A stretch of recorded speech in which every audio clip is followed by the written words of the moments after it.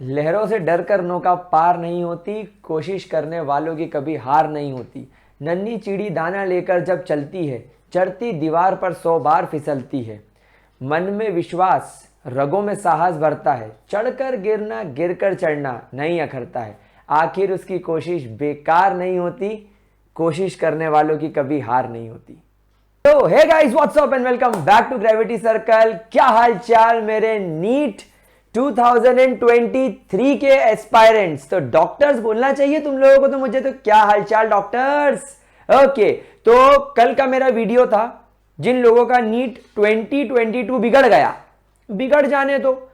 जिन लोगों को लगता है कि अब हम लोगों को प्लान बी ऑप्ट करना है, यानी हमें कोई और ग्रेजुएशन कोर्स करना है, बहुत बढ़िया।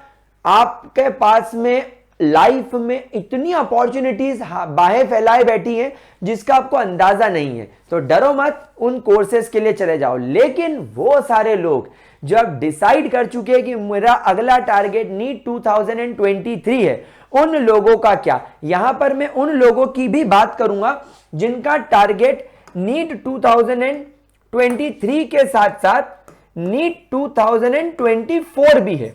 मतलब यहां पर अब आज के इस लेक्चर में, आज के इस वीडियो में, आई थिंक वीडियो बोलना चाहिए, मैं इन लोगों की बात करूंगा जो अब अगले साल 2023 नीट दे रहे हैं। ये कौन लोग हो सकते हैं? जो अभी क्लास 12th में होंगे या ड्रॉपर्स होंगे। और 24 की बात मैं किनके लिए कर रहा हूं? अगेन, जो क्लास 11 के स्टूडेंट्स होंगे या उस टाइम ड्रॉप लेंगे। गाइज, हमारा मिशन पॉसिबल है, क्योंकि नथिंग इज इम्पॉसिबल। इम्पॉसिबल भी कहता है कि भैया आई एम पॉसिबल। तो गाइज, यहां पर हम लोग आज के इस वीडियो में एक शुरुआत करने वाले हैं, रेडी करने वाले हैं खुद को हमारी नीट की प्रिपरेशन के लिए। देखिए, अभी लगभग लास्ट संडे यानी 17 जुलाई को नीट 23 हो चुका है, 22 हो चुका है, और हमें पता चल गया कि हमारा नीट में नहीं होगा, या हम लोग नीट में होते होते रह जाएंगे व्हाटसोएवर। या अभी आप लोगों को पता चल गया होगा कि मैंने बायोलॉजी ले लिया है, 11th में जाकर मुझे 24 नीट फोड़ना है, या मैं अब 12th में आ चुका हूं, अब मैं सीरियस हो चुका हूं पढ़ाई को लेकर, मैं नीट 23 फोड़ूंगा, या मैं ड्रॉप लेने वाला हूं और मैं नीट 23 फोड़ूंगा। तो गाइज, एक नई शुरुआत करते हैं, एक फ्रेश शुरुआत करते हैं। और अब यहां पर आज के इस वीडियो में बात करते हैं कि यार मैं केमिस्ट्री में 180 में से 180 लेकर कैसे आऊंगा, मैं 180 आउट ऑफ 180 केमिस्ट्री में कैसे लेकर आऊंगा। मैं यहां पर 180 आउट ऑफ 180 नहीं लिखूंगा, मैं लिखूंगा 100% मार्क्स कैसे लेकर आऊंगा, मैं नीट में 100% कैसे स्कोर करूंगा, मैं इसकी बात करूंगा। तो गाइस देखो, सबसे पहली बात समझो कि नीट कराता है NTA, national testing agency. CBSE से इसका बहुत प्यार भरा रिश्ता है। तो गाइज, यहां पर आप एक बात समझिएगा, इस बार वाला भी अगर मैं अपने नीट का पेपर एनालिसिस देखूं तो कुछ भी चीज एनसीईआरटी के बाहर की नहीं थी। भाषा बदल दी गई, क्वेश्चंस चेंज कर दिए गए, लेकिन कुछ भी चीज एनसीईआरटी के बाहर की नहीं थी, कुछ कुछ टॉपिक को छोड़कर। तो गाइज, यहां पर हम लोगों को यह बात समझनी पड़ेगी कि अगर हमें हमारे नीट का फाउंडेशन बनाना है, अगर हमें हमारी नीट को फोड़ना है, तो हमें इस एनसीईआरटी को पढ़ना पड़ेगा। लेकिन बहुत सारे बच्चे बोलते हैं सर एनसीईआरटी ऐसी पतली सी बुक, ये ऐसी पतली सी बुक, ये पतली सी बुक पढ़ के क्या मैं नीट जैसी बड़ी एग्जाम क्लियर कर सकता हूं? तो गाइस, इसका जवाब है हां, लेकिन आपको उसको एक करेक्ट वे में पढ़ते आना चाहिए। आप लोगों के पास में इस एग्जाम को क्लियर करने के लिए एनसीईआरटी पढ़ने का करेक्ट वे होना चाहिए। तो हम लोग डिस्कस करेंगे प्रॉपर तरीके से कि सबसे पहले शुरुआत करेंगे फिजिकल केमिस्ट्री से और पढ़ना कैसे। देखो, मोस्ट इंपॉर्टेंट बात, जब आप क्लास 11th का एनसीईआरटी उठाओगे, आप यहां पर चैप्टर नंबर 1 खोलोगे, तो आप लोगों को यहां पर थ्योरी व्योरी देखने को मिलेगी।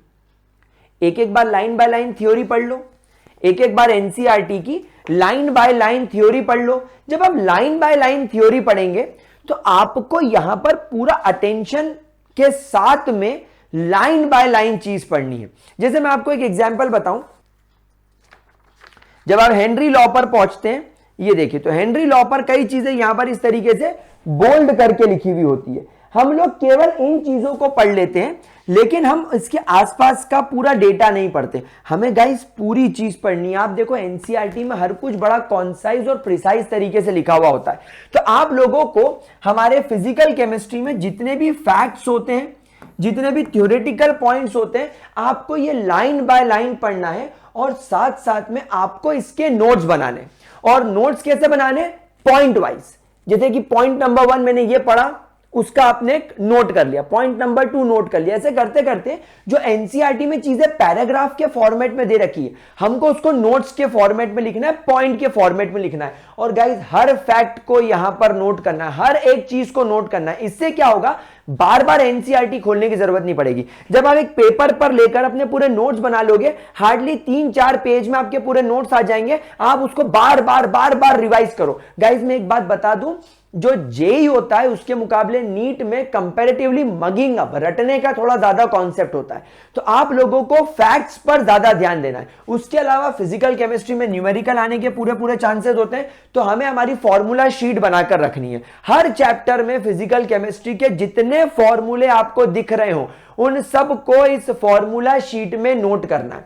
यहां पर एक इंपॉर्टेंट बात मैं आपको बताऊं कि ये जो टेबल वाला जो पार्ट है, कंक्लूजन वाला पार्ट, देखो इसमें भी मैं आपको एक बात बताऊं। आई होप आप लोगों ने क्लास 12th में जब आप जाओगे, या अगर अभी आपने क्लास 12th की बुक देखी हो, तो आपको यहां पर एक वेंट ऑफ फैक्टर का टेबल देखने को मिलता है। देखो मैं आपको बताऊं, आप लोग भी वो फैक्ट देखना।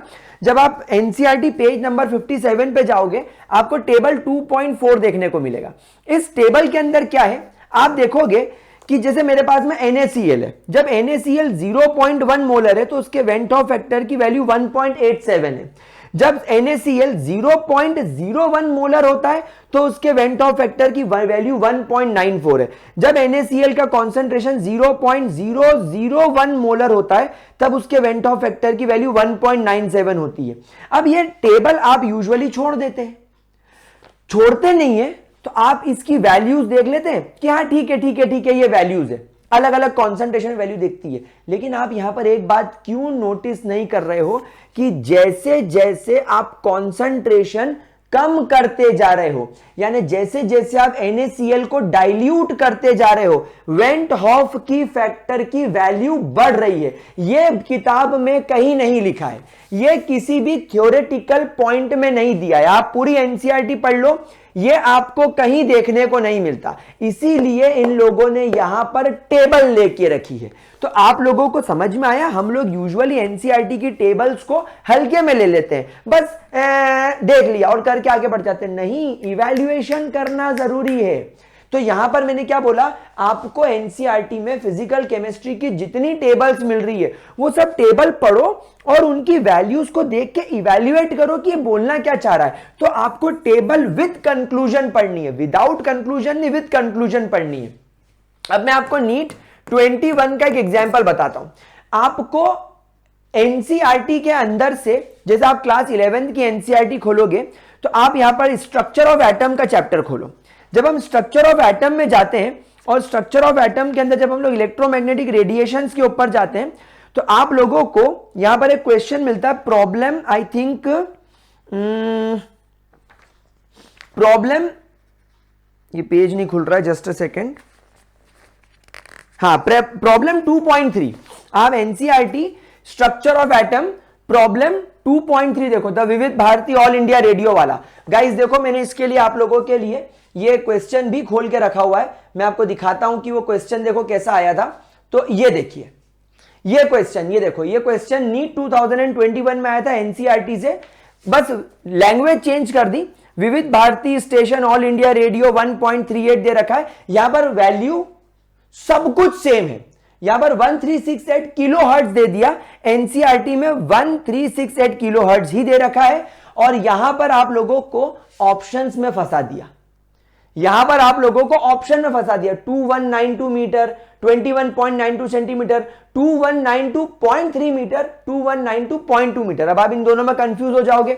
अब कितना ही बड़ा कोई तुर्रम खां क्यों ना हो, वो इस क्वेश्चन को देखेगा, उसको लगेगा अरे इतना easy question, lambda is equal to c by mu लगा के मैं सॉल्व कर लूंगा, लेकिन तुम लोग ऑप्शन में फंसोगे and majority of the student option में फंसे। वो स्टूडेंट्स जो ऑप्शन में नहीं फंसे, पता है वो कौन थे? जो स्टूडेंट्स ऑप्शन में नहीं फंसे, पता है वो कौन थे? वो लोग थे जो इस एनसीईआरटी को चाट गए थे। उनको सबको पता था इसका आंसर 219.3 है। एनसीईआरटी में 219.3 दे रखा है, उन्होंने 219.3 लगाया, आगे बढ़े राउंड ऑफ करके। तो इसका मतलब क्या है? इसका मतलब हमें एनसीईआरटी की प्रॉब्लम्स और क्लास 12th में इसे एग्जाम्पल के नाम से दिया गया है। 11th में इसको प्रॉब्लम बोला गया है एनसीईआरटी में, 12th में इसको एग्जाम्पल दे रखा है। इसको मगब कर जाना है, यानी हमें इन क्वेश्चंस को इतनी बार करना है, इतनी बार करना है, इतनी बार करना है कि साला रट जाए, दिमाग में बैठ जाए। फिर इनटेक्स्ट क्वेश्चंस निपटाने हैं और एक्सरसाइज के क्वेश्चंस निपटाने हैं। जब हम लोग इतना निपटा लेंगे, मैं आपको गारंटी देता हूं तुम्हारे क्वेश्चंस बनने लगेंगे, तुम्हारे नंबर बढ़ने लगेंगे। फिर एग्जाम्पलर सॉल्व कर लेते हैं, NCERT exemplar, assertion reason, MCQs, numerical, theoretical, सब टाइप के क्वेश्चन ये बुक में मिल जाएगी। ये भी आपकी एनसीईआरटी की बुक है। एंड गाइस लास्ट में आपको डीपीपी और पीवाईक्यूज करने होते हैं लास्ट 10 इयर्स के, ताकि आपको क्वेश्चन का टाइप समझ में आ जाए कि कौन से टाइप के क्वेश्चन आ रहे हैं। गाइस अगर आपने इतना कर लिया ना, विश्वास मानो फिजिकल केमिस्ट्री में 100% नंबर लेकर आओगे। अब आपके मन में सबसे बड़ा सवाल आएगा, सर फॉर्मूलाज हमें कहां से मिलेंगे? सर हम थ्योरी और पॉइंट हम कैसे निकालेंगे? सर टेबल का कंक्लूजन हमें कैसे पता चलेगा? सर हमें एग्जाम्पल, हमें प्रॉब्लम, इंटेक्स्ट, एक्सरसाइज, एग्जाम्पलर ये कौन सॉल्व करवाएगा? पीवाईक्यूज और डीपीपीज कहां से मिलेंगे? तो गाइस ग्रेविटी सर्कल पर आप ये वीडियो देख रहे हो, अभी हाल फिलहाल में ग्रेविटी सर्कल पर 2 अलग अलग सीरीज चल रही है। जुगनू सीरीज में हम लोग क्लास 11th का पूरा केमिस्ट्री करने वाले हैं एंड जैगवार सीरीज में क्लास 12th का पूरा केमिस्ट्री करने वाले हैं। तो अगर आप ड्रॉपर हैं, आप दोनों सीरीज फॉलो कीजिए। अगर आप क्लास 12th के स्टूडेंट हैं तो आप जैगवार सीरीज फॉलो कर लो, ताकि एटलीस्ट आप 12th की केमिस्ट्री तो अच्छे लेवल पे कर सको। एंड जुगनू सीरीज के लिए आपको टाइम निकालना पड़ेगा। और अगर आप केवल क्लास 11 के स्टूडेंट हो, 24 में नीट टारगेट कर रहे हो, तो जुगनू सीरीज को बिल्कुल पकड़ के बैठ जाओ। मैं नहीं हिलूंगा ऐसा करके मेरी जुगनू और जैगवार सीरीज से चिपक जाओ। मैं इतना अमेजिंग तरीके से कंटेंट डाल रहा हूं, इतना ऑसम पढ़ा रहा हूं जिसकी कोई हद नहीं है। इनफैक्ट मैं हर क्लास के बीच में प्रॉब्लम, एग्जाम्पल, इंटेक्स्ट और एक्सरसाइज से क्वेश्चन करवा देता हूं। उसके अलावा मेरे पास में और भी बहुत सारा स्टडी मटेरियल है, जहां से मैं आपको कुछ डीपीपी के क्वेश्चन करवाता हूं, पीवाईक्यू करवाता हूं। एंड आप लोगों के लिए हम लोग अभी एक और चीज पर फोकस कर रहे हैं, एक जिसको होना चाहिए ऐप पर ही काम कर रहे हैं, जिस पर हम कोई कोर्स नहीं बेचेंगे। जो पढ़ेंगे यूट्यूब पर ही पढ़ेंगे, फ्री ऑफ कॉस्ट पढ़ेंगे, 100% पढ़ेंगे। एनसीईआरटी को लाइन बाय लाइन करेंगे, घोल के पी जाएंगे, वाट लगा देंगे।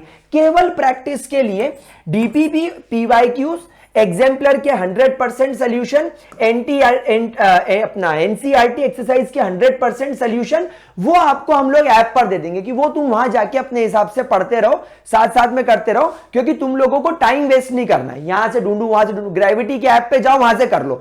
तो आप लोगों को केवल हमारे साथ जुड़ना है। जुगनू सीरीज, जैगवार सीरीज, जो कि यूट्यूब पर बिल्कुल फ्री ऑफ कॉस्ट चल रही है, 1 रुपया भी नहीं देना है। भाई क्या बिगड़ रहा है? नीट में 180 में से 180 दिलवाने की बात कर रहा हूं मैं, और वो भी फ्री ऑफ कॉस्ट। फिर क्यों किसी कोर्स को ज्वाइन करना है? और भी बहुत सारे यूट्यूबर्स हैं जो बायोलॉजी पढ़ा रहे, फिजिक्स पढ़ा रहे, अरे घर बैठ के नीट क्लियर करेंगे भैया।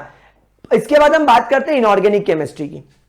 अगेन मैं आपको पहले ही बोल दूं, इनऑर्गेनिक केमिस्ट्री के लिए भी मेरा जुगनू जैगवार सीरीज चल रही है। लिंक मैं डिस्क्रिप्शन बॉक्स में दोनों बैचेस के डाल दूंगा।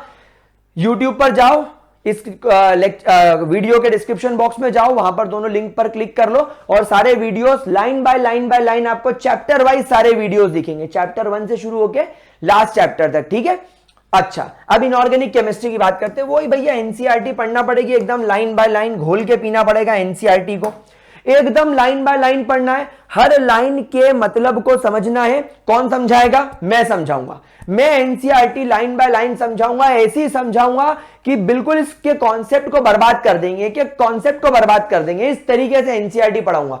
और आज नहीं पढ़ाऊंगा, पिछले कई सालों से पढ़ा रहा हूं। आप मेरे पिछले साल के वीडियो उठा के देख लोगे तो भी मजा आ जाएगा। मतलब तुमको जब प्रिपरेशन करनी हो तब करना। हाँ, एक रिक्वेस्ट करूंगा, इनऑर्गेनिक लाइन वाइज करना। पहले पीरियोडिक क्लासिफिकेशन ऑफ एलिमेंट, फिर केमिकल बॉन्डिंग, फिर हाइड्रोजन, फिर S block, P block, D block, इस तरीके से, है ना, बिल्कुल लाइन बाय लाइन करना। इसके भी हम लोग टेबल्स को विद कंक्लूजन पढ़ेंगे, एक्सेप्शंस पढ़ेंगे और ग्राफ पढ़ेंगे। इनऑर्गेनिक केमिस्ट्री में ग्राफ का बड़ा मजा आता है। देखो मिल गई, देखो एनसीईआरटी में जैसे हम लोग डी ब्लॉक एलिमेंट देखिए, इस तरीके के ग्राफ दिखते हैं। ये ग्राफ में वैल्यू चढ़ी चढ़ी चढ़ी उतरी, चढ़ी उतरी, चढ़ी चढ़ी चढ़ी नीचे उतरी, ये ट्रेंड हो गया। ये तुम्हारे नोट्स में बना लो और इसको अपनी भाषा में लिख दो। अपनी भाषा में लिखो, जिस भाषा में बात करते हो, बिहारी में बोलते हो तो लाइन चलत रहल बा, ऊपर चलत रहली रहली, नीचे गिरत रहल बा, जो भी तुम वैल्यू बोलते हो। गुजराती हो तो गुजराती में बोलो, लाइन चढ़ गई 6, ऐसा जो भी आपको बोलना। मराठी हो मराठी में लिख लो, हिंदी वाले हो हिंदी गालियों में लिख लो, मैं तो कहता हूं। लेकिन हर चीज को अपनी लैंग्वेज में लिखो। तुम्हें किसी को इंप्रेस नहीं करना है। नीट में तुम्हारा कोई नोट्स चेक नहीं करने वाला, तुम्हारा कॉन्सेप्ट चेक होगा। तो जो कॉन्सेप्ट मैं पढ़ाऊंगा वो तो पढ़ाऊंगा, लेकिन उसके अलावा आपको भी अपने नोट्स लाइन वाइज बनाने और अपनी लैंग्वेज में बनाओ।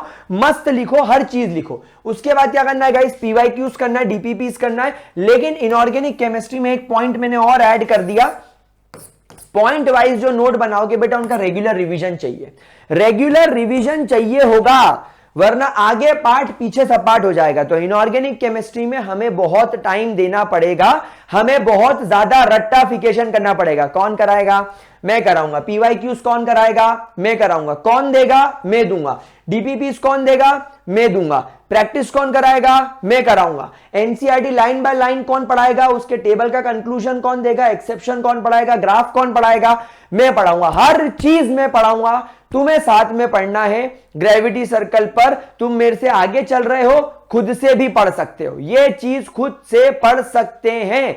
एनटीएसी, एनसी, आईओक्यूजेएस, केवीपीवाई, अपना नीट, अपना जेई, अपनी बोर्ड्स, सब इस पर बेस्ड है। हर एग्जाम इस पर बेस्ड है, तो कोई बड़ी बात नहीं है इसको करना। उसके बाद अगर मैं बात करूं ऑर्गेनिक केमिस्ट्री की, तो भैया सबसे ज्यादा इंपॉर्टेंट आइसोमेरिज्म होता है,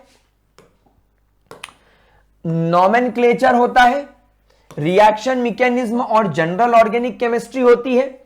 उसके अलावा सारी नेम रिएक्शंस होती हैं। 11th एंड 12th की किताब में जितनी भी रिएक्शंस दे रखी हैं वो होती हैं। डिस्टिंग्विश टेस्ट होते हैं, कन्वर्जन रिएक्शन होती है, और उसके अलावा आपको एनसीईआरटी के अंदर थ्योरेटिकल पॉइंट्स भी देखने को मिलते हैं। थ्योरेटिकल पॉइंट्स कैसे? कि why phenol is less acidic than alcohol, why phenoxide is less acidic than phenol, why primary amine is less basic than tertiary amine. ये तरीके के वाई, क्यों, काय को वाले क्वेश्चन आपको एनसीईआरटी के अंदर मिलेंगे।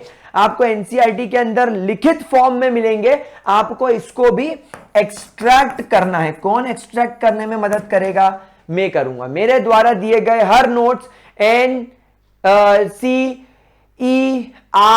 बेस्ड होते हैं और नीट के लिए हाईली यूजफुल होते हैं। इतना करने के बाद यहां पर भी आप लोग मेरा जैगवार जुगनू बैच रेफर करेंगे, यानी फिजिकल, इनऑर्गेनिक और ऑर्गेनिक तीनों के लिए मैं करवाई दूंगा। फिर हमारे जो नोट्स बनते चले गाइस, इसका आपको रिवीजन करना है। रिवीजन कैसा होगा बेटा? Regular revision. फिजिकल की फॉर्मूला शीट का रेगुलर रिवीजन, फिजिकल के टेबल्स का कंक्लूजन का रिवीजन, इनऑर्गेनिक का पूरे का रेगुलर रिवीजन, ऑर्गेनिक में हर बार केमिकल रिएक्शंस को पढ़ने का रिवीजन, बार बार केमिकल रिएक्शन पढ़ो, बार बार उसके अंदर यूज होने वाले रिएक्टेंट, कैटलिस्ट, कंडीशन सबका यूज करो, जो इंटरमीडिएट कंपाउंड बन रहा है उसको प्रॉपरली लिख के रिवीजन करो। यानी हर चीज का प्रॉपर रिवीजन होना चाहिए। हमें वीकली टेस्ट देने होंगे सेल्फ एनालिसिस के लिए कि हम लोगों की अभी कहां पर क्या लेवल चल रहा है। हमें उस टेस्ट का एनालिसिस करना होगा और एनालिसिस करके हमें हमारी गलतियां लिखनी होगी और एक अलग कॉपी बनेगी। गलतियों की एक अलग कॉपी बनेगी। लिखेंगे मिस्टेक्स इन केमिस्ट्री, और जो टेस्ट दिया है उसमें जहां जहां मिस्टेक कर रहे हो उसको लिखो, रीराइट करो और फिर उसको रिवाइज करो and next week retest, resolve and reanalyse करो। गाइज मेरी तरफ से आप लोगों को जितनी हेल्प हो सकेगी मैं करूंगा। मैं आपको कहां कहां हेल्प कर सकता हूं, मैं आपको पढ़ाने में हेल्प कर सकता हूं, मैं आपको पूरी एनसीईआरटी लाइन बाय लाइन पढ़ाने में मदद कर सकता हूं, मैं आपको एनसीईआरटी के टेबल, एनसीईआरटी के एक्सेप्शन, एनसीईआरटी के graph, NCERT line by line, NCERT में दिए गए फॉर्मूले, एनसीईआरटी में दिए गए की पॉइंट्स, हर चीज मैं आपको कराऊंगा। देखो एक की पॉइंट की बात मैं आपसे और करूंगा, जो एनसीईआरटी जब हम लोग पढ़ते हैं तो एनसीईआरटी पढ़ते पढ़ते जैसे हमको एक बॉक्स में यहां पर मैक्स प्लैंक के बारे में दे रखा है, फिर हम लोगों को कभी कभी और भी ऐसे कई कई जगह पर डब्बे बनाकर, जैसे ये देखो ये यहां पर आपको एक डब्बा बनाकर ये पॉइंट दे रखा है, हम लोग इसे छोड़ देते हैं। हम लोग इन पॉइंट्स को कई दफा छोड़ देते हैं, लेकिन क्या ये छोड़ने के लिए होते हैं? नहीं। ये समरी क्यों दी होती है भाई? ये समरी बार बार रिवाइज करने के लिए होती है। एनसीईआरटी को एक शब्द भी नहीं छोड़ना है, आई रिपीट, एक शब्द भी नहीं छोड़ना है। ये सब मैं करा दूंगा। आपको क्या करना है? आपको पहली बात तो ट्रस्ट रखना है खुद पे, मैं कर सकता हूं। दूसरा, ग्रेविटी सर्कल पर ट्रस्ट रखना है, मेरे पे ट्रस्ट रखना है कि अगले साल नीट तक मृत्युंजय सर केमिस्ट्री ऐसी करवा देंगे कि 180 में से 180, 100% मार्क्स कहीं नहीं गए। तीसरा, मैं ऐप बनवा रहा हूं, ऐप पर आप लोगों को एनसीईआरटी सॉल्यूशंस मिलेंगे, पूरे कंप्लीट टाइप्ड, एकदम चेक्ड, एग्जाम्पलर पूरी टाइप्ड चेक्ड, मेरे द्वारा स्पेसिफिकली एक्सपर्ट्स के साथ मिलकर प्रिपेयर की गई डीपीपीस आपको मिलेगी, पीवाईक्यूज आपको मिलेंगे, मेरे वीडियोस यूट्यूब पर फ्री मिल रहे हैं, मैं यूट्यूब पर फ्री में पढ़ा रहा हूं, मैं मेरी बनाई गई डीपीपीस में से बहुत सारे क्वेश्चंस यूट्यूब पर प्रैक्टिस कराऊंगा, एनसीईआरटी प्रैक्टिस कराऊंगा, एग्जाम्पलर प्रैक्टिस कराऊंगा, और भी बहुत सारी ऐसी चीजें जो एनसीईआरटी के ऊपर बनी है, जैसे NCERT extract, NCERT finger tips, ऐसी कुछ अच्छी अच्छी किताबों से भी क्वेश्चंस हम लोग करते रहेंगे, बीच बीच में पढ़ते रहेंगे, और ये सारी चीजें ऐप पर भी मिलेगी। तो गाइज ये जो सारी चीजें आप लोगों को मैं दे रहा हूं, ये आप लोगों को हेल्प करेगी 180 में से 180 अचीव करने में। हाँ, ये जो चीज यूट्यूब पर है ये डेफिनेटली फ्री ऑफ कॉस्ट रहेगी, और आप लोगों को बस पढ़ना है। तो गाइज केमिस्ट्री आप लोग अगले साल, एक साल के अंदर 180 में से 180 ला सकते हो, और जो 2024 वाले हैं बेटा, तुम्हारे तो मैं 180 में से 180 दिलवाऊंगा, कोई भी हो। तो गाइज आई होप आपको आज के वीडियो से मोटिवेशन मिला होगा, एनर्जी मिली होगी, एक नया बिगनिंग, एक नया स्टार्ट देखने को मिलेगा। सो आई होप आप लोग अब बहुत बढ़िया तरीके से मेरे साथ में लगकर पढ़ाई करेंगे। मुझसे नहीं पढ़ना, किसी और से पढ़ लो, लेकिन ये जो मैंने आपको आज यहां पर एनालिसिस दिया है चीजों का, ये आपको फॉलो करना पड़ेगा। तो guys all the best, let's start, fresh start देने की कोशिश करते हैं। जैगुआर और जुगनू सीरीज में 2-2 चैप्टर्स हो चुके हैं, जैगुआर और जुगनू सीरीज में 2-2 चैप्टर्स हो चुके हैं, अब हम लोग थर्ड चैप्टर पे जा रहे हैं। तो अगर तुम लोग अब से ग्रेविटी सर्कल पर आए हो, फटाफट बैकलॉग क्लियर करो, फटाफट जैगुआर जुगनू के 2-2 चैप्टर कंप्लीट करो, ताकि आगे के चैप्टर कंप्लीट कर सको। मिलते हैं अगले चैप्टर में, अगले लेक्चर में, जुगनू और जैगुआर सीरीज के, जो कि यूट्यूब पर है, फ्री ऑफ कॉस्ट है, ग्रेविटी सर्कल चैनल पर है। और एनटीएससी, नीट, ओलंपियाड, जेई और बोर्ड्स पर ऐसे बहुत सारे वीडियोस बनाऊंगा, बट स्पेसिफिकली नीट पर बनाऊंगा और आप लोगों के मिलते रहेंगे वीडियोस इस तरीके के। तो thank you so much for watching, bye bye and all the best मेरे बच्चों।